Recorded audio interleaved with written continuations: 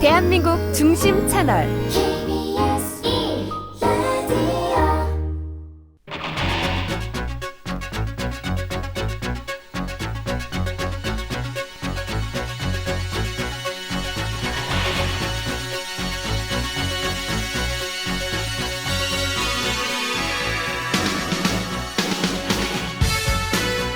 안녕하십니까. 성기영의 경제쇼 플러스 아나운서 성기영입니다.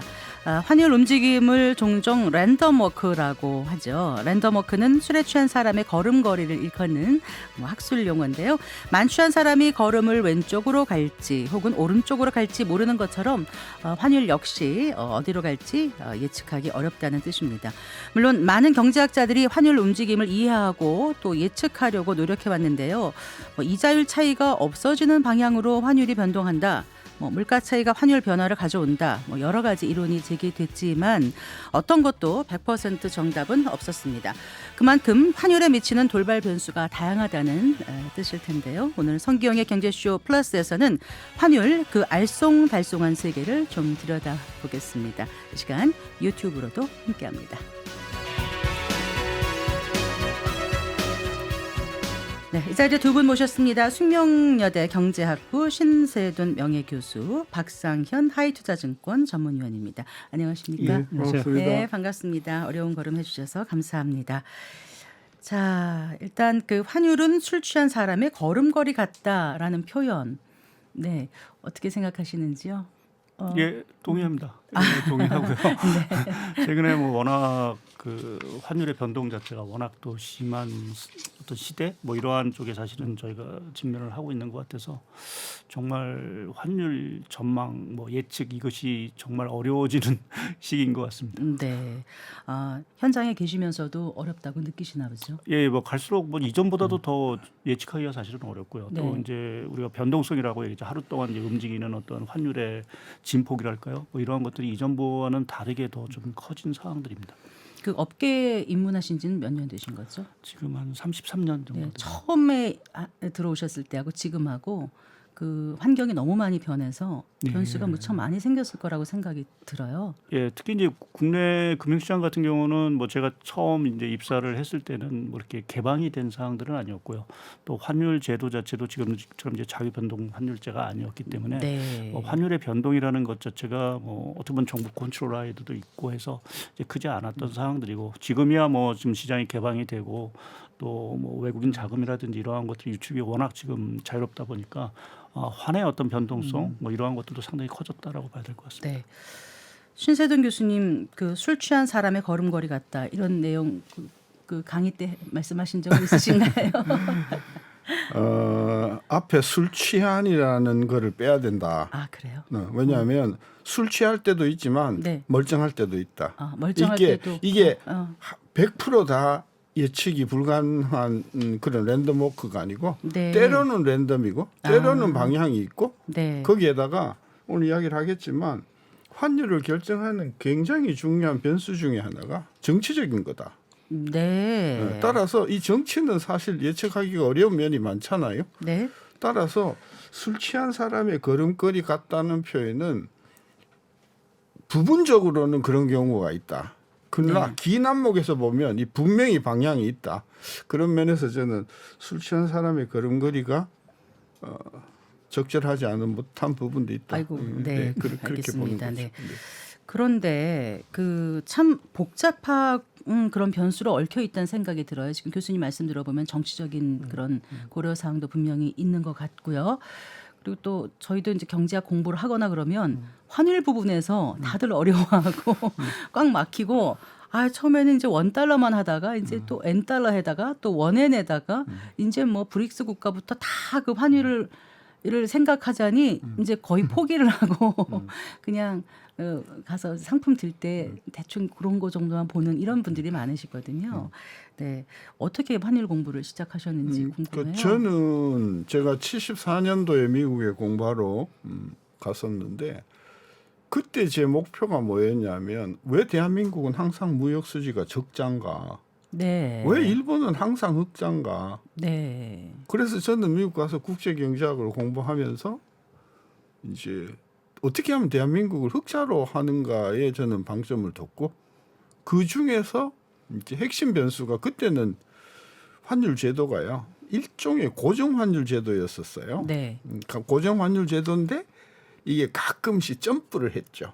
그래서 저는 아까 왜 이 어려운 환율을 공부했는가라는 질문에 대해서는 저는 시작할 때 대한민국을 흑자로 만드는 게 제 학문적인 소명이었기 때문에 했고요. 86년에 제가 한국에 온 지 4년 차에 드디어 대한민국이 흑자를 기록했어요. 그래서 이제 그랬나요? 사명을 달성했다. 그렇군요. 그 변동 환율제가 그럼 언제부터 적용이 되는 거죠? 공식적으로 IMF가 이제 70년대 중반까지는 브레튼 우드 체제라고 해서 고정 환율 제도를 채택하다가 네. 이게 미국이 너무 약한 거예요. 그래서 그 당시에 고정 환율은 달러에다가 중심을 뒀었는데 미국이 너무 막 그 베트남 전쟁에서도 지고 돈도 많이 풀고 미국 경제도 안 좋고 하니까 도저히 고정 환율을 못 버티겠다 해가지고 76년도에 자메이카의 IMF 회의에서 네. 우리 이거 좀 포기하자 네. 해가지고 점진적으로 해서 결국은 79년도서부터 사실상 전 세계가 변동 환율 제도로 옮겨왔죠. 아, 그렇군요. 네.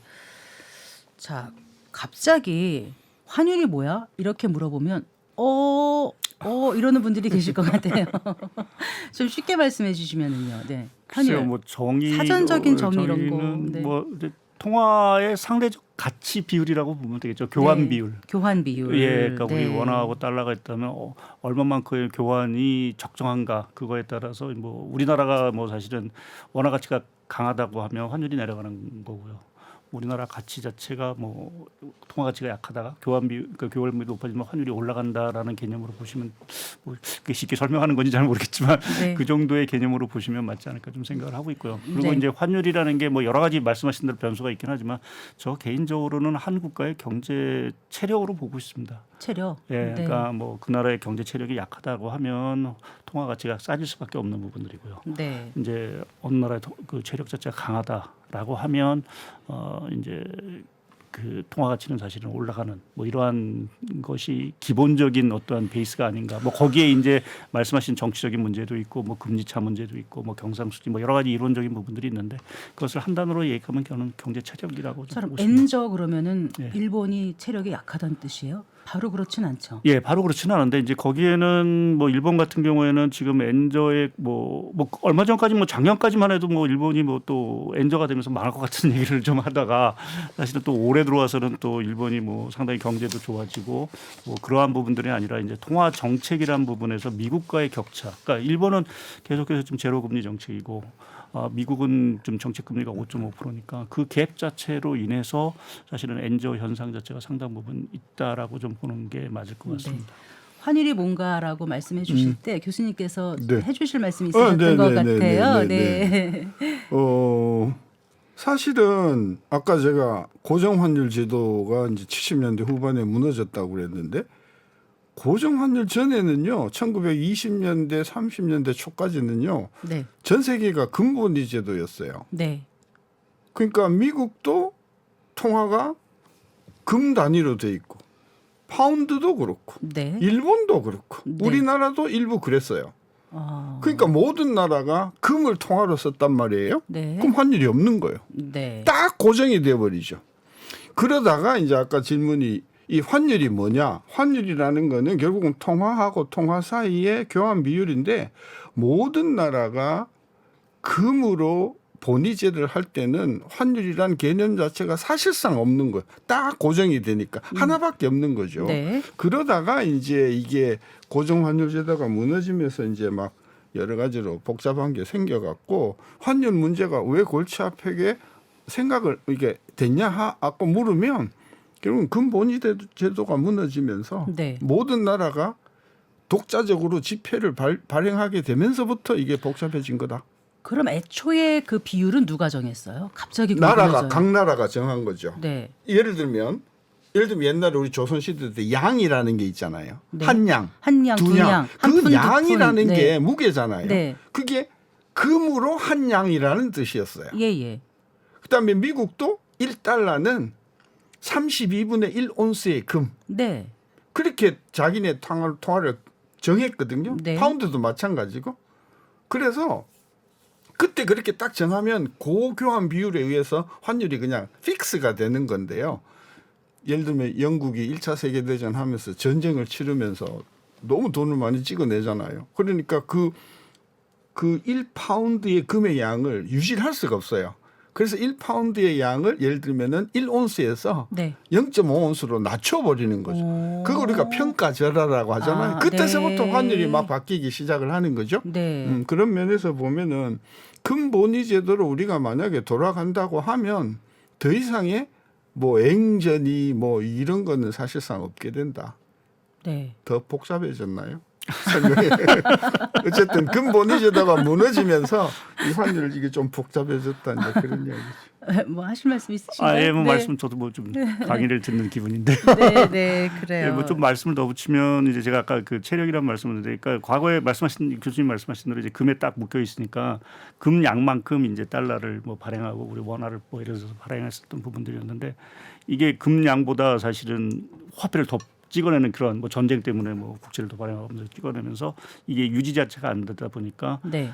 이제 그 통화 가치 자체가 조금 더 절하가 되고, 그러니까 약세가 된다는 얘기죠. 그렇게 되고 하는 것들이 환율의 사실은 변동을 사실은 유발시키는 그런 원인으로 됐다라고 봐야죠. 근데 뭐 전반적인 얘기는 뭐 교수님 말씀하시는 것들이 다 맞다고 봐야겠죠. 예. 네, 두 분 말씀 들어보니까 환율이 어떤 건지 좀 확 와닿았거든요. 네. 그런데 환율을 지금 모르고는 살 수 없는 세상이 된 것 같아요. 네, 환율을 왜 알아야 될지 그 중요성을 좀 말씀을 해주신다면은요.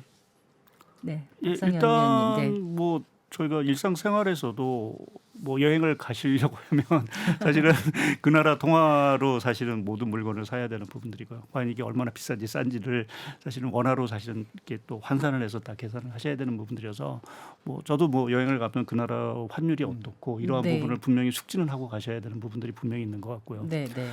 또 이 환이라는 게 사실 저는 뭐 이 주식시장이라든지 자본시장에 사실은 근무를 하고 있어서 뭐 이게 무역이라든지 이러한 부분에 대해서 뭐 절대적인 영향을 주는지는 뭐 제가 섣불리 말씀드리긴 조금 어려운 부분들이 있는데, 결국 우리가 주식시장에서 보게 되면 이제 아까 제가 환율은 이제 체력이라는 말씀을 네, 좀 드렸죠. 네. 그래서 막 체력이 저하돼서 원달러 환율 자체가 올라간다라고 했을 때는 결국은 이제 주식시장에서 외국인 자금 자체가 상당히 많이 이제 이탈을 할 수가 있는 부분이죠. 국내 시장에서 이제 그렇게 됐으는 어떤 그러한 어떤 중요한 시그널 역할도 사실은 환율이 하는 부분들이어서 어찌 보면 이제 국내 체력뿐만 아니라 국내 자본시장의 신인도를 사실은 좀 보여준다라는 측면에서 환율이 좀 중요한 부분들이 있고요. 네.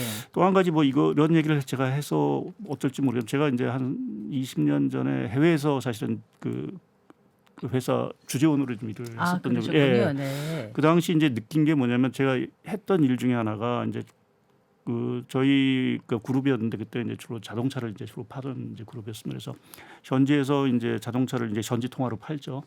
그거를 팔았을 때 이제 워낙 이제 환율의 변동이 크다 보니까 이거를 본국에 언제 송금을 해야 될지를 결정을 해야 되는 부분들이 있는 거죠. 네. 그러니까 그것이 자칫 환율이 너무 이제 올라가거나 이렇게 했을 때는 이게 파는 거 자체가, 이 파는 금액 자체가 이제 가치가 워낙 떨어지니까 달러로 계산을 했을 때 금액이 확 줄어드는 이러한 네. 또 부작용들이 있어서, 그러한 것들을 결정할 때 환율의 어떤 흐름 뭐 이런 네. 것들이 상당히 중요할 수밖에 없는. 그러니까 네. 기업 입장에서 보면 투자할 때 또는 우리가 뭐 가격을 결정할 때 또 해외에서 물건을 팔아서 국내로 들여올 때 이러한 모든 것에 있어서 중요한 것이 사실은 환율이기 때문에 뭐 우리가 일상생활뿐만 아니라 모든 경제 금융 활동에 있어서 환율이 좀 중요한 역할을 할 수밖에 없다라고 봐야 될 네. 것 같습니다. 네. 그 뭐 여행만 그런 게 아니고 지금 뭐 유학 보내는 집안들 많잖아요. 유학 보내는데 우리는 달러를 보내야 되잖아요. 네, 네. 그럼 환율이 올라가면 뭐 바로 타격을 입는 게 있고, 또 하나는 우리가 지금 원자재를 수입을 되게 많이 해요. 원유도 그렇고 밀도 그렇고. 근데 그게 전부 다 달러로 표시돼 갖고 들어오거든요. 그러니까 환율이 올라가면은 네. 기말값이 비싸지고 네. 밀가루값이 비싸지는 거예요. 네. 그래서 대한민국은 환율 없이는 몰라. 북한이면 몰라도 환율 없이는 살 수가 없다는 게 하나가 있고요. 네. 그 다음에 우리는 조금 이따 이야기를 하겠지만 아까 이제 자동차 이야기를 하셨는데 지금 조금 이따 이제 앵화가 지금 엄청 앵전데요. 네. 작년에 110eng 1달러당 110eng 하던 게 지금 150eng이 무너졌거든요. 그렇더라고요. 그럼 뭔 이야기냐? 일본 자동차 가격이 국제적으로 약 30% 싸진다는 거예요. 네. 그럼 뭐 일본 자동차가 30% 싸지면 우리나라 사람들이 비싼 소나타를 사겠냐, 싼 도요타를 사겠냐 이렇게 되는 거거든요. 네. 따라서 앞으로 일본 행저가 한국의 자동차, 철강, 즉 대한민국의 주력 수출에 굉장히 큰 영향을 준다. 전 그런 면에서 유학 비용이나 여행 비용이나 밀가루 값의 등락이 문제가 아니고 한국의 산업, 특히 한국의 수출이 자체적으로 상당히 타격을 받을 수 있는 거다. 그래서 네. 우리 국민들이 이 문제를 일본 가서 쉽게 스시 먹는다고 좋아할 게 아니고 이게 지금 우리가 심각하게 걱정을 해야 될 문제다. 저는 가서 그렇게 좀 보는 거죠. 싸게 좀 아울렛 가서 뭐 사온다. 지금 그런 문제가 그렇지. 아니다. 이런 아니죠. 전혀 아닌 말씀이시잖아요. 것 같아요. 네네. 자, 그 얘기 조금 더 뒤에 해보고요. 일단 어떨 때 원달러 환율이 오르고 어떨 때 떨어집니까? 이렇게 물어보시는 분들이 계시거든요. 네. 네, 그걸 좀 이렇게 그 교과서적으로 설명을 해주셔야 되나요? 어떻게 해야 되나요? 아까 우리 이제 박사님이 체력이라고 그랬는데 네. 한국 경제가 체력이 약하다고 사람이 느끼면 네, 아 한국은 미래가 없어, 응? 믿을 게 못 돼. 그럼 달러를 사고 원화를 던지겠죠. 네, 그런 면에서 어떤 경우에 달러가 환율이 올라가냐, 원화가 약세가 되냐, 네. 한국 경제가 위태로울 때죠. 네. 대표적으로 과거에는 북한이 쳐들어올 염려가 있다 그러면 환이 굉장히 약세가 됐었어요. 네. 그다음에 한국의 대기업이 부도가 났다. 네. 그러면 아이고. 또 그런 적이 있잖아요. IMF 네. 때. 따라서 한국 경제가 뭔가 좀 부족하다, 뭔가 좀 불안하다 그러면 환율이 약세가 된다. 네. 대표적인 게 이제 아까 지정학적인 북한 문제, 그다음에 한국의 수출이 부진하다는 문제, 네. 그다음에 정치적으로 맨날 여야가 붙들고 앉아갖고 맨날 싸움질만 한다든지 네. 이런 그 정치, 사회, 경제적인 환경들이 달러를 우리 원화를 달러에 대해서 약하게 만드는 원인이다. 자, 그러면 이것도 너무 좀 기본적인 질문이 될까요? 원달러 환율이 높은 게 좋은가? 어느 정도 수준이 좋은가? 이런 질문도 가능하지 않을까요? 뭐 그건 좀 어려운 질문인데 그런가요? 네. 왜냐하면 원달러 환율이 높으면 좋은 사람이 있고 그렇죠. 나쁜 사람이 있어요. 누가 좋으냐고요. 아까 현대자동차 경우에 자동차를 예를 들면 10,000불에 수출한단 말이에요. 근데 환율이 1,000원이었어요. 네. 그럼 1,000만 원이잖아요. 네. 환율이 2,000원이 됐어요. 네. 그럼 2,000만 원이 되는 거죠. 그러니까 똑같은 한 대를 10,000불에 팔아도 네. 환율이 올라가면 네. 수출 기업들은 손에 엄청난 그 돈을 쥐게 되니까 그건 좋은 거고. 네. 반면에 유학을 보내는 사람 보냈으면은 입장에서는 2배로 두 보내야 배가 되는 되잖아요. 거죠, 학비가. 예, 그렇죠. 그다음에 생활비까지. 우리가 휘발유를 사들이는데 뭐 환율이 2배가 되면 리터당 가격이 2배가 되잖아요. 따라서 올라가는 게 좋으냐 낮아지는 게 좋으냐는 것은 누구냐에 따라서 달라지는 것이다. 그러면 이제 환율이 어느 수준이 되어야 견딜 만한가 양쪽이 네. 이제 그 문제가 이제 우리가 정치적으로 정책적으로 판단해야 할 문제라고 보는 거죠. 좀 어렵네요. 네. 예, 뭐 저도 뭐 교수님 말씀하고 좀 뭐 맥을 같이 하는데요. 이게 사실은 이게 우리나라 통화만 사실은 갖고 얘기하기가 사실 좀 어려운 부분들이 있고요. 그러니까 언제든지 다른 나라 통화하고 사실은 비교를 좀 해볼 수밖에 없는 부분들인 것 같습니다. 그러니까 뭐 환율이 사실은 올라오고 내려가는 부분에 있어서도 뭐 네. 국내 어떤 무역 수지라든지 뭐 이러한 것들이 악화됐을 땐 당연히 원달러라든지 올라가는 부분들이 있지만 또 한편에서 보게 되면 뭐 엔화 가치라든지 또 위안화 가치 우리 주변의 통화 가치 자체가 같이 약세이면 우리도 사실은 따라가는. 왜냐하면 그 지역의 전반적인 체력 자체가 약화되는 부분들이어서 네. 덩달아서 우리도 사실 또 우리나라 대중 수출도 많이 하다 보니까 결국 일본, 중국 경기가 안 좋으면 우리도 따라서 안 좋기 때문에 위안화 가치도 떨어지고 우리나라 떨어지는 이러한 개념으로 사실은 통화 가치 부분 또 최근에는 이제 그 통화 정책의 차이도 사실은 큰 환율의 결정 요인으로 좀 보고 있고요. 그래서 좀 말씀하신 제가 이렇게 좀 얘기를 드린 거는 이 적정 환율이라는 거 구하기가 상당히 조금 어려운 부분들이고요. 또 제가 요새 느끼는 거는 과연 우리가 과거에는 뭐 우리가 700원대 환율, 뭐 800원대 환율도 있었고 1,000원대 환율도 있었고 뭐 말씀하신 때 2,000원대 환율도 있었는데 그러니까 느낌상으로는 우리가 이전에 뭐 1,100원, 뭐 얼마 전까 팬데믹 이전까지는 1,100원 정도 환율을 했었는데 과연 그 수준이 적정하냐 아니면 지금 1,300원 수준이 적정한 거냐 네. 이거는 사실은 지금의 우리 경제가 처해 있는 상황에 따라서 또 달러의 흐름에 따라서 결정이 될 것 같고요.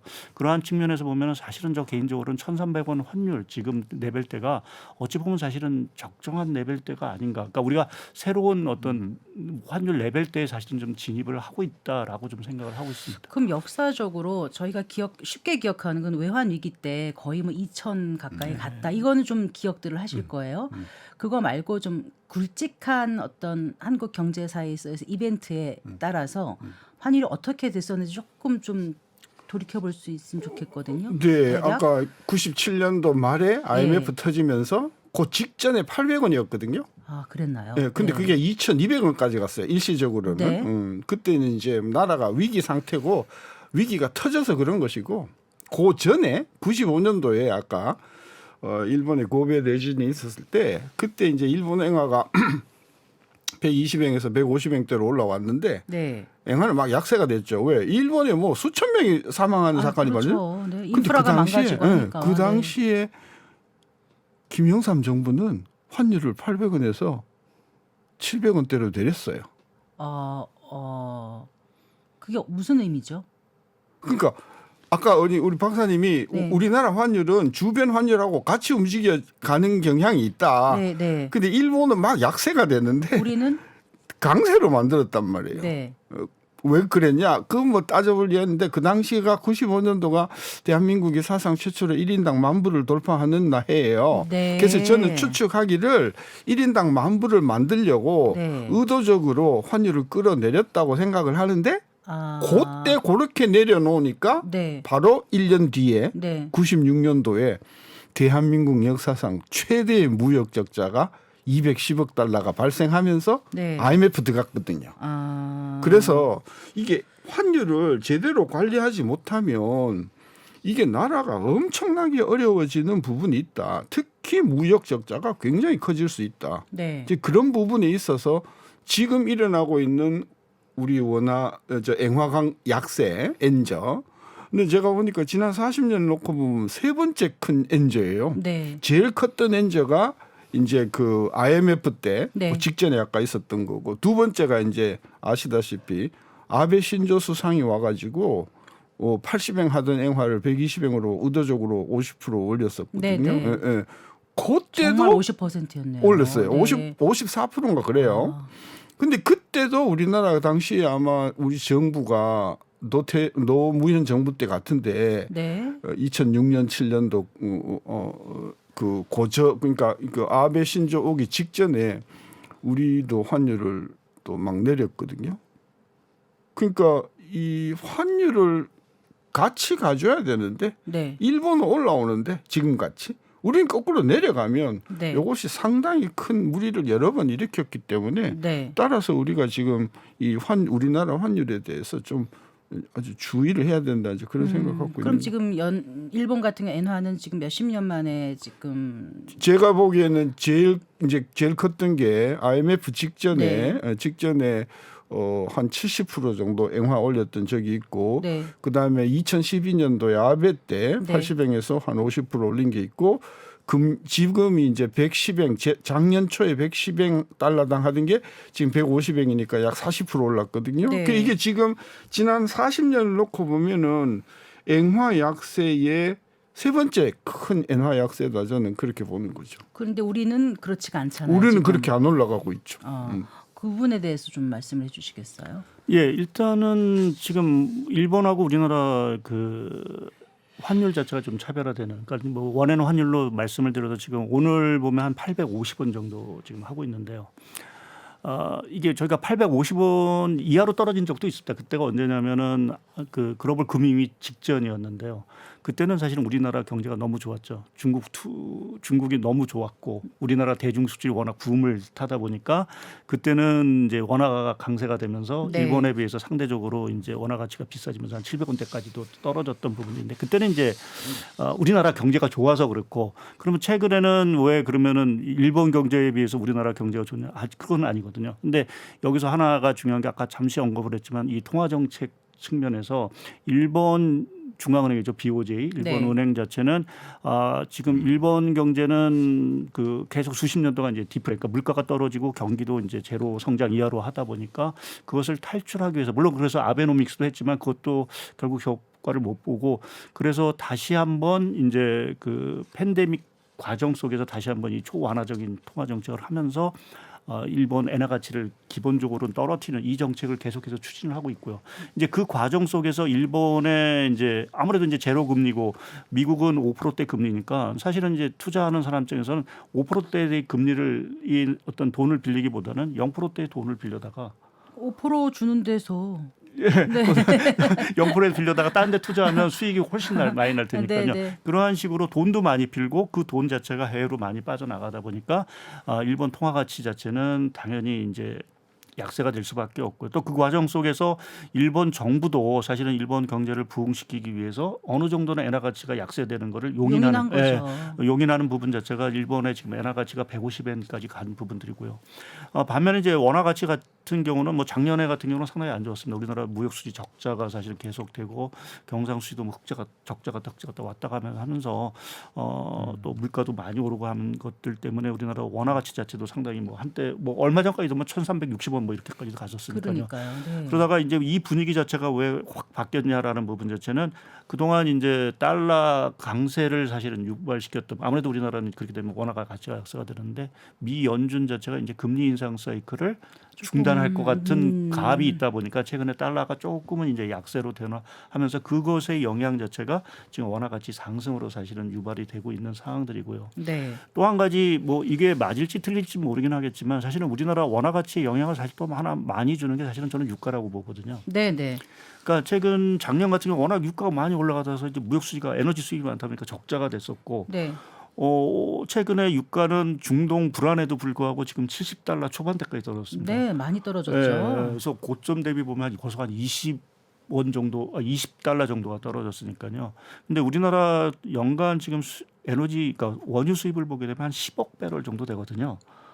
그러면 한 10달러만 떨어지게 되면 무역 수지 쪽에서 단순하게 100억 달러의 흑자가 사실은 발생하는 거죠. 그렇군요. 그래서 네. 유가가 떨어진 부분에 있어서도 영향이 최근에 조금 원화 가치를 좀 강세, 원달러가 좀 떨어지는 요인으로 좀 작용을 하고 있는 것 같습니다. 그래서 지금 뭐 일본하고 엔화를 좀 원화하고 엔 설명드렸는데 일본의 엔화 가치가 떨어지는 거는 사실은 펀더멘탈 경제 문제보다는 통화 정책 문제가 상당 부분 네, 많이 네. 좌지우지되고 있고 우리나라는 사실은 통화 정책보다는 네. 사실은 최근에 여러 가지 미국의 금리 인상 사이클이라든지 유가를 통한 어떤 경제의 어떤 체력 문제가 조금은 개선되는 것이 아닌가라는 기대감이 작용하면서 네. 원과 엔의 어떤 방향성 자체가 조금은 좀 달라지는 모습을 보이고 있는 것 같습니다. 네, 거기 이제 한 가지 네, 교수님. 지적을 꼭 하고 싶은 게 최근 한두 달 동안 외국인들이 투자를 많이 털고 나갔거든요. 네.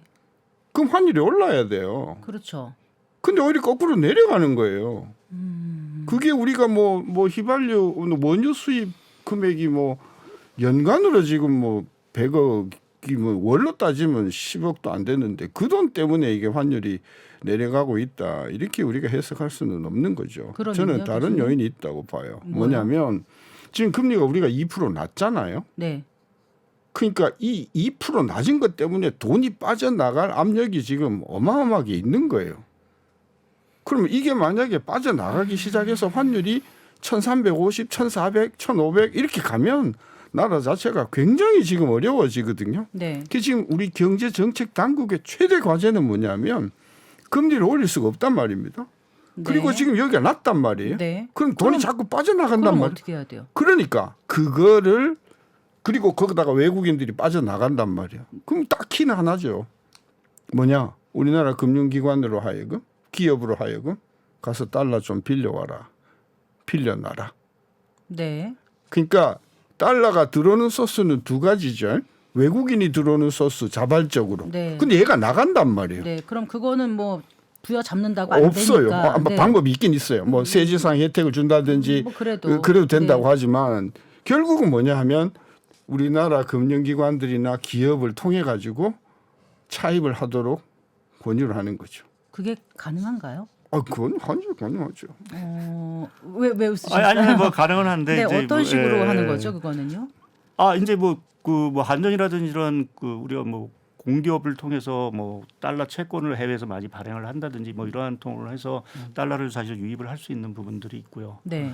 또 이제 기업들로 하여금 뭐 해외에 있는 자금들, 그러니까 달러로 이제 뭐 벌어뒀던 자금을 국내로 사실은 송금시키는 방법이죠. 특히 올해 같은 경우에는 이제 해외에 있는 자금들 자체를 국내로 이제 유입을 했을 때 세제 혜택을 주게 돼 있습니다. 그래서 네네. 뭐 삼성전자라든지 현대전자, 뭐 올 상반기 같은 경우에는 그래서 이제 해외에 있던 그 자회사들의 달러 자금이 이제 국내로 많이 들어온 부분들이 있고요. 또 뭐 그러한 부분에서 이제 달러를 좀 국내로 이제 유입을 시키는 부분들이 하나 있을 것 같고 또 아까 교수님 잠깐 말씀을 뭐 언급하셨지만 결국 이제 워낙 이 환율이라는 게 우리가 뭐 계속해서 IMF를 해서 워낙 그 저희가 그런 아픈 기억이 있어서 환율이 올라가는 거에 대해서 굉장히 좀 두려워요. 예, 두려워하고 막연하게. 예, 또 예. 이제 일반 국민들 자체도 아 뭔가 우리나라 경제가 뭐가 안 좋아지는 거 아니야라는 것 때문에 정부 입장에서 이 환 자체를 상당 부분 관리하는 측면이 있습니다. 그래서 알게 모르게 시장에 들어가서 달러를 매도를 해서 원달러 가치를 이제 높이는 이러한 일종의 뭐 우리가 스무딩 오퍼레이션이라고 얘기를 하는데 외환 시장 개입 자체를 조금씩을 하면서 이제 조절을 하는 부분들이 좀 있는 것 같습니다. 그래서 저도 최근에 원달러 환율 자체가 뭐 떨어지는 요인 자체를 뭐 아까 뭐 유가 뭐 무역 수익 개선 이러한 것들을 말씀을 드렸지만 또 한편에서 보게 되면 정부의 어떤 조금 정책적인 의지도 일부 조금은 좀 반영이 된 것이 아닌가 좀 생각을 해볼 수 있을 것 같습니다. 네. 네, 성기영의 경제쇼 플러스 오늘 숙명여대 경제학부 신세도 명예교수 그리고 박상현 하이투자증권 전문위원과 함께하고 있습니다. 잠시 후에 계속해서 얘기 이어가겠습니다.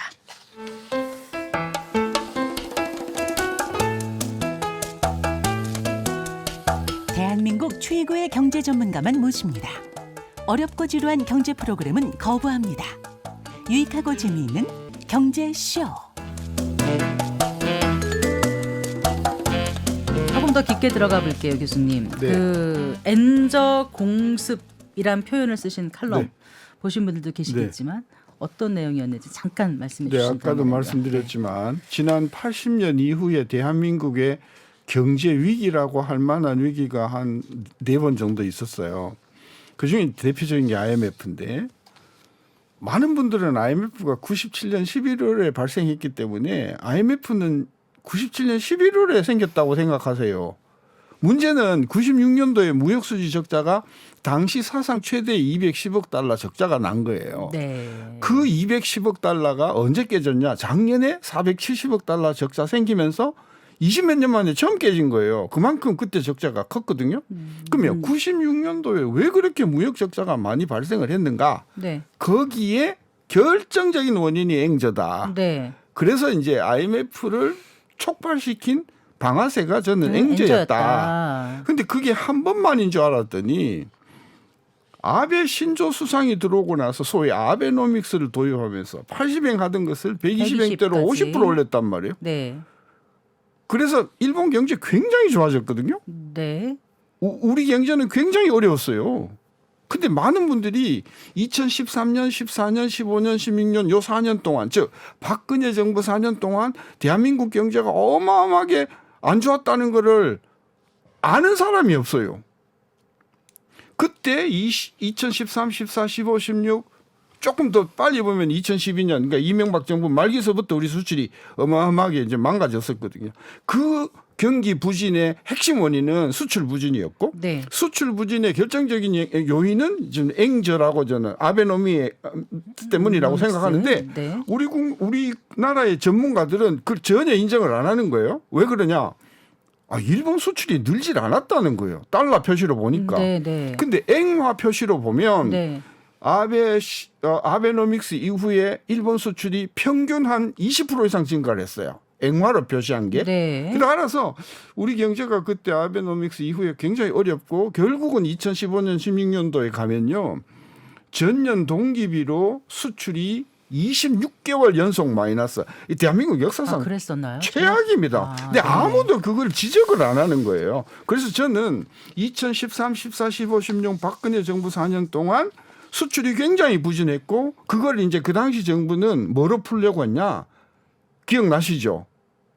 뭐였죠? LTV 70%로 늘리고 부동산 사라. 담보 인정 비율 높여가지고 그러고 네. 이자율 낮춰주고 하면서 우리가 글로 갔단 말이에요. 네. 그러니까 실질적으로 수출을 증대시키는 정책을 하나도 안 하는 바람에 박근혜 정부가 굉장히 2016년도에 어려웠다 저는 그래 보는데 어쨌든 그 촉발은 뭐냐면 일본 행화가 아베노믹스 때문에 80행에서 120행으로 50% 올라오는 게 직격탄이었단 말이에요. 네. 근데 똑같은 일이 벌어진다고 저는 지금 보는 거예요. 뭐 작년까지만 해도 110행 하던 행화가 지금 150행이거든요. 네. 저는 요 150행에서 끝날 문제가 아니고 미국이 만약에 이번에 일본하고 합의를 해서 일본 경제를 더 활성화시켜서 중국을 견제한다는 정책이 제 말이 맞다고 하면 저는 이게 150행의 문제가 아니고 160행, 170행까지도 가는 문제다. 네. 그렇게 되었을 때 만약에 영화가 170행 간다고 하면 네.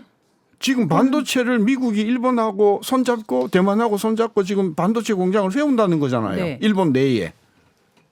그렇게 되면 반도체 우리 그리고요 제가 정확하게 한 달 전인가 들었는데 금년 1월서부터 8월까지 일본에서 들여오는 철강 수입이 네. 80% 이상 증가했다는 거예요. 아, 그렇군요. 그러니까 자동차, 철강, 반도체, 뭐 화학, 그죠? 그다음에 뭐 정유 제품 이렇게 따지면은 저는 우리 경제가 굉장히 큰 타격을 미칠 것이다. 근데 왜 사람들이 이걸 못 느끼냐 하면 환율이 앵저가 되면 수출이 늘어나고 일본이 네. 우리가 수출이 줄어드는 게요. 다음 달에 나타나는 게 아니고 제가 평생을 연구했지만 시차가 한 1년 반 걸려요. 아, 그래요? 몇 개월도 아니고 1년 예, 반씩이나 1년 반 걸려요. 걸려서 나타나요? 그러니까 결국은 앵저가 되면 일본 수출이 한 1년 반 뒤에 뜨면서 우리 걸 잡아먹는다고 그렇지만 하면 이미 엔저는 계속 오고 있었잖아요. 지금 한 1년 반 왔죠. 네. 1년 반 왔지만 이게 이제 본격적으로 우리 산업에 영향을 미치는 거는 내년에 가서야 나타날 거다.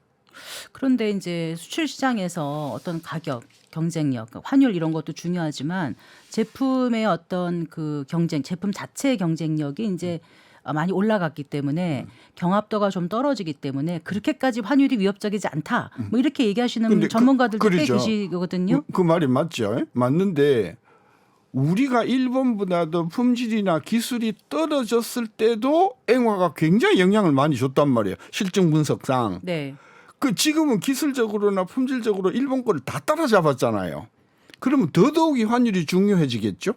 네. 그런 면에서 저는 어느 때보다도 앵저의 효과가 우리 경제에 미치는 부정적인 효과가 클 것이다. 저는 그렇게 보는 거죠. 박상현 의원님께서 어떻게 보세요? 지금 152, 1, 2 왔다 갔다 하고 있는데 지금 이제 60, 70 넘어서 더 위협적일 수도 있다라고 지금 교수님께서 하셨거든요. 예. 업계에서는 어떻게 보고 계신지. 예, 뭐 환율의 예. 이제 수출 경쟁력 영향을 저희가 무시는 할 수는 없는 거고요. 우리가 단순하게 그 뭐 우리가 기업의 실적을 얘기할 때 결국은 이제 자국 통화로 다 환산을 하게 됩니다. 네. 그렇게 되면 이제 뭐 예를 들어서 150원 하던 게 200엔으로 가면 당연히 동일한 그 달러를 팔았어도 이익이 확 늘어나는 개념이 되겠죠. 반면에 이제 우리나라 같은 경우 환율이 뭐 똑같이 그냥 유지된다라고 하면 결국 우리가 동일한 달러를 팔았을 때는 별로 변동이 없으니까 당연히 그렇게 되면은 외국인 입장에서 보면 이익이 많이 나는 일본 주식시장으로 가는 이러한 것들이 이제 환율의 뭐 주식시장 입장에서 봤는데 아까 이제 교수님이 말씀하신 얘기에 거의 대부분 동의하는데 한 가지 이제 좀 저는 조금 더 첨가하고 싶은 게 네. 사실 저희가 2012년부터 16년까지 뭐 엔저 영향도 있긴 하지만 근래 우리나라가 수출이 안 됐고 그때 주식시장이 대표적으로 유명한 얘기였습니다. 박스피라고 네. 완전히 그 주가가 그 박스권에 갇혀서 갇혀가지고. 움직이지 않았던 네. 시기입니다. 그러면 왜 그때 우리나라 주식시장이 이렇게 안 좋았냐, 기업 실적이 안 좋았냐라는 부분 자체는 그때 중국이 구조조정에 들어갔었습니다. 그래서 중국이 구조조정에 들어가면서 결국 우리나라 수출 자체가 대중국 수출 자체가 이제 마이너스로 돌았으면서 우리나라 경기 자체가 상당히 안 좋았죠. 그래서 뭐 엔저 영향도 있지만 주변국의 그러한 어떤 경기 상황 자체가 상당히 이제 주식 시장이라든지 환율에 큰 영향을 미치는데 지금도 상황에서 어떻게 보면은 2012년, 16년 그 당시하고 사실은 이제 좀 맞닥뜨려 가는 부분들이고요. 저 개인적으로도 사실은 조금 더 국내 경기가 앞으로 갈수록 조금 더 뭐 환율도 좀 우려스럽게 생각하는 게 말씀한 교수님 엔저 부분도 있고 또 지금 중국에 대한 수요가 조금은 뭐 최근에 개선된다 하더라도 지금 우리와 뭔가 조금 갈등 문제가 있어서 중국 수출에 뭔가 문제가 좀 생기고 지금 우리나라 지금 자동차 같은 경우 보면은 거의 중국에서 점유율 자체가 무의미할 정도로 났습니다. 1%도 채 안 되는 그런 상황들이거든요. 네. 과거에 한 10% 정도 됐었으니까. 그러니까 그러하면서 중국과의 어떤 경합 관계도 사실은 이제 상당히 이게 좀 치열해지면서 이제 중국 수출이 안 되는 이러한 상황이 계속되고 있어서 2012년과 지금의 상황이 상당히 유사하고 또 하나 중요한 거는 지금 일본의 역할인데요. 아까 이제 뭐 미국의 용인하에서 일본이 엔화 약세에 더 갈 수도 있다라고 했는데 네. 또 한 부분에 중요한 거는 지금 미국이 계속해서 공급망 재편을 하고 있습니다. 특히 이제 반도체를 중심으로 해서 거기에 뭐 우리도 이제 수혜를 받는다 뭐 이러한 얘기를 많이 하지만 오히려 지금 분위기로 봐서는 우리나라보다 일본이 더 수혜를 보는 게 아닌가라는 조금 우려감이 있습니다. 어떤 말씀이세요, 그게요? 그러니까 우리나라 뭐 반도체라든지 2차 전지 이러한 것들이 공급망의 재편에 이게 미국의 어떤 그러한 부분에 들어가면서 우리가 뭐 수혜를 볼 것이 아닌가라는 이제 기대감이 상당히 있었는데 실제로 이러한 그 반도체 기술이나 핵심 기술이라든지 또 우리가 강소기업이라고 하죠. 부품이라든지 이러한 것들의 대부분은 우리나라보다는 사실 일본 쪽에서 대부분 다 생산이 되고 수지되는 상황들입니다. 네. 그래서 미국이 자국 중심으로 이러한 공급망을 계속해서 재편해 나가다 보면 뭐 우리도 반도체를 팔고 뭐 2차 전지를 팔긴 하겠지만 그보다 더 많이 미국에 수출을 하고 또 투자를 많이 받을 수 있는 거는 오히려 일본이 되지 않겠느냐. 거기에 엔저까지도 같이 맞벌린다라고 하면 네. 사실은 우리나라 경제에는 상당히 큰 타격을 줄 수도 있을 리스크가 사실은 커지고 있다. 그러니까 일본은 두 가지의 어떤 칼을 다 지금 장착을 하고 있는 것이 아닌가. 네. 환율이란 부분 또 이 공급망 재편의 어떤 수혜 이러한 부분이 장착을 하고 있어서 조금은 그러한 부분에서 2012년 16년 얘기한 거고 좀 유사한 부분이 그러니까 그 저는 같은 문제라고 보는 거예요. 공급망 그러니까 되게 막 어려운 건데요. 네. 쉽게 이야기하면요. 중국서 수입하던 것을 일본서 수입하겠다. 네, 네. 미국이. 네. 따라서 일본이 중국서 수입하던 것을 일본으로부터 수입하도록 하려면은 일본에 공장이 있어야 될 것 아닙니까? 네.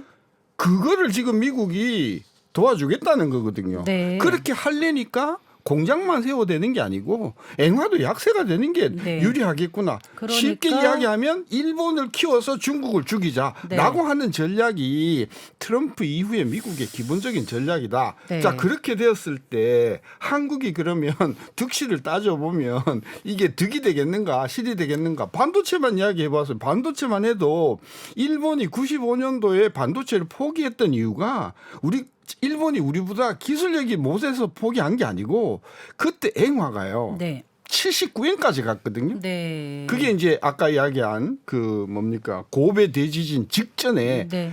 이렇게 되니까 도저히 환율을 맞출 수가 없어서 일본이 국내 생산을 포기하고 나갔던 거거든요. 네. 그때 환율이 79엔이었어요. 지금 150엔이잖아요. 그러면 일본의 뭐 반도체 생산 기술이나 자금이나 뭐 인력이나를 감안해 보면 저는 일본이면 3년 내지 4년이면 네. 한국을 따라잡을 수 있는 반도체 생산 기지가 된다. 그것에 결정적인 역할을 해주는 게 그것이 일본 바로 엔화다. 엔화다. 자 이렇게 봤을 때 4년 5년 뒤에 우리 한국 경제가 그럼 일본하고 붙어가지고 먹고 살만한 그런 거리가 있냐. 네. 그런 부분에 있어서 지금 우리가 이걸 걱정하자. 이제 그래서 제가 이걸 엔저 공습이라고 했던 거죠. 네. 그런데 꼭 그 분야와 그 부분만 생각해야 될까 이런 생각이 드는 게요. 그 엔저로 인해서 일본이 갖게 되는 부정적인 효과 이런 건 전혀 없나요? 일단은 뭐 일본 물가가 조금 더 올라가겠죠. 네. 수입을 많이 하니까. 네. 아 그건 자기네들 박수 치는 일이죠. 안 그래도 우리 디플레 때문에 디플레이션 너무 오래되니까 고생 때문에. 그걸 벗어나기 위해서. 그렇죠. 네, 그다음에 한 거니까요. 엔저가 되니까 나가서 한국 여행도 제대로 못 가겠다. 네, 왜? 그러니까 비싸니까. 구매력이 떨어질 거니까요. 그럼 경기가 좋아갖고 봉급을 많이 받고 경기가 살아나면 그 문제도 해결이 되는 거 아니겠어요? 네. 그래서 엔저가 되었을 때는 득이 실보다 훨씬 많다. 득이 실보다 훨씬 많다. 훨씬 많다. 네. 따라서 사실은 그것 때문에 모든 나라들이 저그나라 통화를 의도적으로 절하를 하려고 했었거든요. 네. 그러니까 미국이 노발대발해가지고 환율 조작하지 마. 네. 그 여기에 환율 조작하지 마의 조작은요 내리는 게 아니고 왜? 올리는 걸 하지 마라는 거예요. 네. 그런 면에서 보면은 지금 그거를 미국이 일본에 대해서는 용납을 해주겠다. 저는 그런 그 무기는 있었다고 보는 거죠. 근데 네. 뭐 득도 뭐 말씀하신 뭐 득이 실보다 많은 부분은 있긴 하지만 또 한편에서 실도 사실은 저희가 뭐 하나 좀 지적을 그래도 하고 넘어가야 될 것 같고요. 그러니까 작년 같은 경우 이제 엔이 150엔 가면서 사실 일본 경제의 위기를 얘기했었습니다. 그래서 또 150엔대에서 실제 일본 정부가 엄청난 그 외환시장 개입을 통해서 일본 엔화 가치를 절상을 시켰고요. 그럼 왜 그때 일본의 위기론이 사실은 부각이 됐느냐라고 보면 결국 재정 수지, 그러니까 정부 부채 문제였죠. 네. 일본은 막대한 지금 정부 부채를 사실은 지금 안고 있는 건 누구나 네. 다 아는 부분들이고요. GDP 규모의 200%인가? 200% 훨씬 그렇죠. 넘는 네. 그러한 상황들이고 뭐 지금도 더 늘어나고 있는 그런 상황들이니까요. 그러니까 엔화가 계속해서 약세가 되면 결국 이제 갚아야 될 빚에 대한 규모 자체가 결국 더 커지는 부분. 네. 이제 그러한 것에 대한 우려가 사실은 이제 지난해 뭐 엔화가 150엔 갔을 때 얘기가 됐었고요. 뭐 지금은 일본 경제가 나와서 뭐 경제가 좀 좋아지고 아직도 이제 정책 금리가 제로이기 때문에 뭐 아직 그러한 리스크가 얘기되고 있기는 않지만 네. 이제 어느 순간에 이제 정부 부채도 사실은 계속해서 늘어나고 환율이 뭐 무한정 뭐 계속 올라간다라고 하면 정부 부채 부담은 계속 상한에 대한 부담은 커질 수 있고요. 거기에 더불어서 이제 언젠가는 일본은행이 이제 뭐 제로금리 정책을 포기하고 금리를 올려야 되겠죠. 이제 그렇게 됐을 때 이제 순식간에 만약 그 엔화가 뭐 강세로 된다든지 이렇게 네. 됐을 때는 또 한편에서 보면은 워낙 그 엔화 약세에 이제 투기적으로 투자했던 자금들 자체가 이제 확 빠져나면서 네. 엔화의 어떤 절상폭이라든지 이런 것들이 급격히 이제 시장이 좀 출렁거릴 출렁거릴 수 있다라는 것이 네. 또 이제 일본 정부로는 또 한편에서 보게 되면 또 도구로 작용할 수도 있는 그런 좀 잠재적인 위험은 사실은 있다라는 부분은 좀 저희가 한번 짚고 넘어가야 되는 네, 이 부분 부분이죠. 교수님 하실 말씀 저는 있으신 것 같아서요. 반론인 게요. 네. 반론인 게 미국의 일본의 국채가 이제 GDP 비율로 뭐 어떻게 보냐에 따라서 다르긴 한데 한 200% 정도 GDP 돼요. 근데 그 채권자가 누구냐는 거예요. 채권자가 다 일본 은행이고 일본 기업이에요. 네.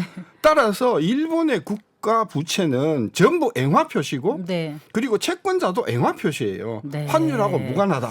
첫째고요. 둘째, 그렇군요. 일본계 은행들이 전 세계 자본시장에서 미국 다음으로 많은 달러 표시 자산을 가지고 있어요. 중국보다 더 많습니다. 네.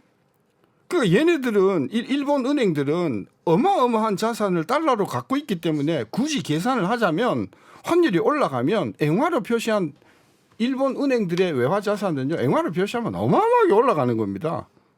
그런가요? 우리하고는 예, 뭐 달라요. 그런 측면에 뭐 외화 자산이 많고 하는 것들은 상실 늘 얘기되는 부분들이고요. 근데 다만 이제 최근에 뭐 제가 또 거기에 반론을 제시한다고 하면 사실은 최근에 이제 미국의 국가 신용 등급 자체도 상당히 떨어지는 뭐 최근에 좀 하향 조정 부정적으로. 그렇죠. 네. 그러한 부분의 가장 큰 원인은 결국 이제 재정 부담, 정부 부채 자체가 계속해서 기하급수적으로 늘어나는. 물론 지금의 미국 경제를 보게 되면 사실 별 문제가 안 될 수도 있는 부분들이긴 하지만 여하튼 그러한 재정 건전성이라는 부분 자체는 항상 이제 시장이 불안감을 언젠가는 또 줄 수도 있는 부분들이고요. 그래서 뭐 일본도 그러한 어떤 부채 문제에서 말씀하신 뭐 교수님 말씀한 대로 뭐 외국인이 국채를 별로 들고 있지 않다, 뭐 외화 자산이 많다라는 부분은 방어 부분들이 되긴 하겠지만 네. 시장이라는 거는 항상 뭐 그러한 약한 고리를 언제든지 또 이렇게 치고 들어오는 부분들도 있어서 뭐 무한정 엔화 약세가 뭐 일본 경제에 꼭 득이 된다 이렇게 말씀드리긴 저는 좀 어렵다는 좀 생각을 하고 있습니다. 네. 그 어쨌든 당분간 그 일본 그 BOJ 일본은행의 총재가 장기 집권을 했었잖아요. 구로단가 그랬었죠. 근데 바뀌고 나서 올해 또 계속 그걸 이어갈 것 같은 느낌이죠. 네. 교수님? 네. 그걸 이제 미국이나 서방이 용인을 한다는 거죠. 예. 근데 그 사실 용인에는요. 네. 뭐가 깔려 있냐면 일본 환물 갔어. 그러니까 일본이 옛날 일본이 아니야. 그러니까 쟤네들 뭐 환율 저렇게 그다음에 마이너스 금리 해도 더 이상 위협이 아니다라는 게 깔려 있기 때문에 그걸 허용한 거지. 만약에 지금의 일본의 위상이 세계 경제 2위고 네. 중국보다도 더 크고 네. 그러면 분명히 뭐 환율 조작국이니 뭐니 해가지고 일본을 닥달을 했을 텐데 30년 동안 일본이 너무 맥을 못 추니까 네. 에이, 안 그래도 지금 우리 적은 중국이니까 오케이 네. 중국을 중국에 견제하는 전념하느라고 약간 이제 그런 하는 것이요. 거예요. 무기는 하는 것이고요. 따라서 지금 이 부분에 대해서는 마이너스 금리로 지금 일본이 가는 것에 대해서는 일본 스스로가 이거 인플레가 너무 심해져. 이게 문제가 돼서 스스로 올린다면 몰라도 네. 지금 그 사람들 그걸 즐기는 거예요. 그러니까 디플레이션에서 벗어나려고 계속 하다 보니까 여기까지 왔는데 아직까지 뭐 인플레이션을 갈 기미는 없는 거잖아요. 없죠. 한 없어 보이죠. 3%인데 지금 뭐 우리하고 지금 거의 비슷한 데인데 이 사람들은 지금 그동안 너무 디플레로 가격이 많이 내려갔기 때문에 네. 이거 정상화 시켜주자. 그러면 앞으로도 3%로 상당 기간 가도 네. 뭐 문제 없다. 이제 이런 생각을 하기 때문에 마이너스 지금 금리로. 학교 다닐 때 배울 때요. 그 뭐 플라자 합의인가? 그때 네. 이후에 어느 정도 엔고를 유지하는 조건으로 일본을 3대 통화로 만들어 주자 했는데 계속 디플레이션 이렇게 되면서 지금 뭐 잃어버린 30년 가다가 이제는 완전 엔저가 거의 굳어버린 상황처럼 돼 버렸지 않습니까? 그러니까 그때는 앵고였죠. 네. 그 플라자 합의 때 250엔 하던 거를 이제 120엔으로 1차 내렸고요. 네. 그게 85년도부터고요. 그리고 90년대 들어와 가지고 슈퍼 앵고라 그래 가지고 네. 그 120엔에서 80엔 때까지 네. 아까 제가 말씀드린 대로 고베 대지진 직전까지 그때 슈퍼 앵고가 있었어요. 네. 그거는 앵고의 시대고 네. 이제는 엔저의 시대다. 어쨌거나 디플레이션에서 완전히 탈출하기 전까지는 브레이크를 밟을 생각은 없는 것 같은데다가 미국의 용인까지 있다. 그렇죠. 네. 중요한 거는 이게 이제 우리한테 어떻게 영향을 미치는 그렇죠. 거냐잖아요. 그거 조금 더 이제 논의해 보고 이 시간 마무리를 좀 해보도록 하겠습니다. 네. 아까 교수님께서 계속 짚어주셨어요 이미. 네. 심각하다. 우리 수출 경쟁력에 큰 영향을 미칠 거다. 이제 딜레마가 뭐냐 하면 예. 저는 앞으로 아마 금년 내년도 상반기에 그게 이슈가 될 거라고 봐요.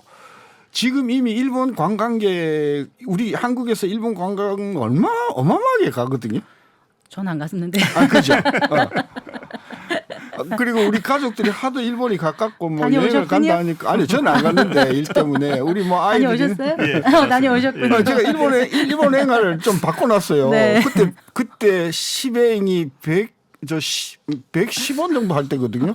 지금 그래서 많이 깨지고 있는데 일단은 교수님도 별 수 없으세요. 여행을 많이 가면서 그 여행 수요가 전부 한국에서 빠져나가는 거잖아요. 네. 한국의 여행이 타격을 입을 거고요. 그분이 가면 그냥 오지 않아요. 그렇죠. 가서 뭐 엄청나게 사갖고 오잖아요. 네, 어디가 좋다더라. 그러죠. 그래가지고. 그러면 그거 사오는 만큼 우리나라에서 안 팔릴 거 아니에요. 그렇죠? 저기는 그건 1단계고요. 네. 2단계는 뭐냐면 이제 우리나라 상인들이 일본 가가지고 괜찮은 제품, 괜찮은 상품을 한국에 수입할 겁니다. 네. 뭐 옷에서부터 식기에서부터 들어올 겁니다. 전자제품서부터 이렇게 들어오면 이제 일본 전자제품들이 이제 서서히 이제 주방 제품들이 일본 한국 아니, 시장 주방 전자제품 우리가 낫지 않아요? 아닌가요? 그건 이제 취향에 따라서 네, 다르죠. 그다음에 이제 조금 있으면 이제 일본 자동차가 들어오고요. 저는 그래서 네. 앞으로 앞으로 사실 우리나라의 일본 제품이 굉장히 범람할 거다. 네. 그리고 우리만 해도 항일 의식이 좀 있잖아요. 네. 일본 물건 쓰면 괜히 좀 미안하고 그러잖아요. 지금 30, 40대는 그런 의식이 없단 말이에요. 그런 면에서 저는 일본 물건들이 국내 시장에 굉장히 많이 범람을 할 것 같고 네. 특히 일본 자동차가 국내 시장에 굉장히 많이 들어올 것 같고 지금 이미 지금 한국의 자동차 수출이 지금 눈에 띄게 지금 수출 증가율이 좀 줄어들고 있어요. 네. 아무리 논의를 해도 사실 뭐 엔저를 우리가 어떻게 할 수 있는 상황은 아니기 때문에 이럴 때 우리의 통화 정책 방향이라든가 정부 당국이 어떻게 경제 정책을 운영해 나가야 될지 교수님께 좀 여쭙고 네. 싶고 또 실질적으로 이제 환율 흐름을 보면서 이 방송을 보시는 분들 어떻게 대응해야 될지 개인적인 차원에서 그런 방법을 한 분씩 제시해 주시면 두 가지 감사하겠습니다. 지적하고 싶어요. 뭐냐면 우리 지금 금리를 너무 지금 붙들고 앉아 있거든요. 저는 그거를 우리가 좀 현실화 시켜주는 게 필요하고 그다음에 환율을 올라가는 것을 너무 겁을 내 가지고 그걸 막기 위해서 외자를 이렇게 자꾸 빌려오고 인위적으로 하는 거는 기남목에서 보면은 저는 좀 무리다. 따라서 일본 행화가 움직이는 데 따라서 우리도 어느 정도 같이 조금 움직여 줄 수 있던 그런 네. 그 밸런스를 맞춰 주는 게 저는 굉장히 중요한 정책이겠구나 그런 생각을 하는 거죠. 네, 수출 경쟁력을 높여야 된다. 뭐 우리 경제 구조를 고도화해야 된다. 뭐 이런 건 그건 너무 맹자 말씀이셔가지고. 알겠습니다. 네, 예, 뭐 저는 뭐 아무래도 이제 그 재테크와 관련된 부분을 결국 말씀하시는 예, 박성현 의원님. 최근에 뭐 아무래도 좀 뭐 요새 열풍이 부는 게 엔테크 뭐 엔화의 이제 결국 엔화 원화 환율 기준으로 보면 이게 결국 뭐 900원 또는 1,000원까지 가지 않겠느냐는 기대감 때문에 엔화에 대한 투자를 사실은 좀 많이 하시는 것 같은데요. 뭐 사실은 자서 연초만 해도 저도 그 부분을 사실 권고를 드렸는데 최근 와서 좀 생각이 좀 달라진 것이 네. 기본적으로 이 엔화를 투자를 하는 데서 좀 비용이 사실 많이 든다. 이게 우리가 엔화를 사고 파는데 수수료가 사실은 들고 있고 그렇죠. 또 이제 시장의 환율하고 또 우리가 실제 사는 거 파는 가격은 또 갭이 사실은 있어서 실제적으로 우리가 이게 실제 수익률 자체가 사실은 그렇게 크지 않을 수 있는 부분. 또 한 가지는 과연 이제 원화는 환율이 그러면 얼마 1,000원 다시 가겠느냐 쉽지 않다라는 좀 생각을 좀 갖고 있고요. 뭐 지금 얘기했지만 엔저의 어떤 정책 자체를 일본이 포기하지 않는 이상 저희가 뭐 950원대 환율 가기도 사실은 지금 원화 환율 기준으로 가기도 사실 좀 어렵다라고 보고 있거든요.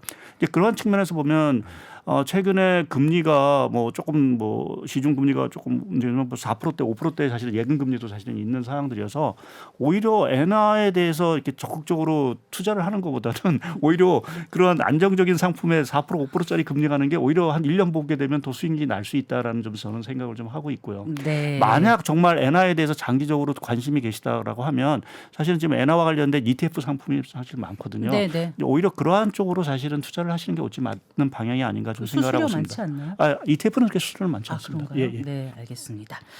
예, 오늘 그 떨어지는 엔화, 오르는 원화, 한국 경제 버틸 수 있을까라는 주제로 얘기를 나눠봤습니다. 네, 박상현 하이투자증권 전문위원 그리고 숙명여대 경제학부 신세돈 명예교수 두 분과 함께했습니다. 감사합니다. 네, 감사합니다. 수고하셨습니다. 네, 성기영의 경제쇼 플러스 오늘 순서 여기까지입니다. 저는 성기영이었습니다. 여러분 고맙습니다.